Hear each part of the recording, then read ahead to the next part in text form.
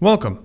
In this short video, we'll show you how to change the cutter unit on the Canon imagePROGRAF iPF8400S. This procedure also applies to the imagePROGRAF iPF8400, 9400, and 9400S. On the user interface screen, select the Settings and Adjustment tab. Press the OK button. Select Maintenance and then press the OK button. Select Change Cutter and then press the OK button.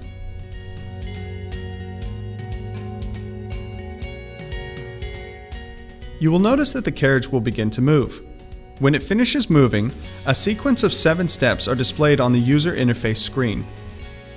Push the cutter unit detachment lever to the left to unlock it like this. Holding the cutter unit by the lock lever and grip, remove it from the carriage. Never touch any part of the cutter unit except the lock lever and grip.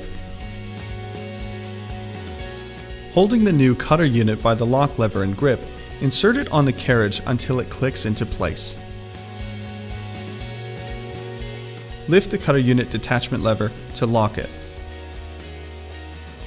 Now close the top cover.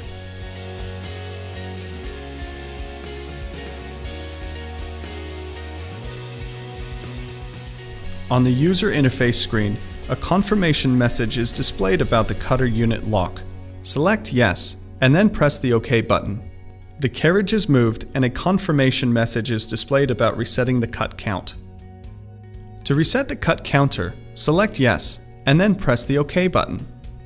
All done. For other helpful information on the maintenance of your Canon imagePROGRAF large format printer, browse through our Canon USA YouTube channel or visit us at usa.canon.com.